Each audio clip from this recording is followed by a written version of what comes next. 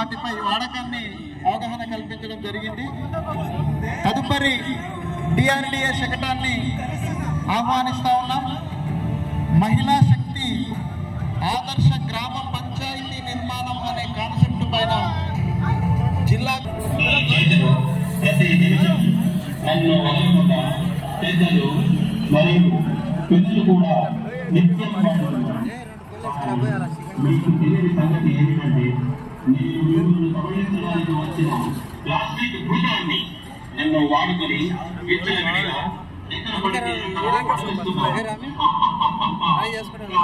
నేను మట్టిలో కళను నీటిలో నన్ను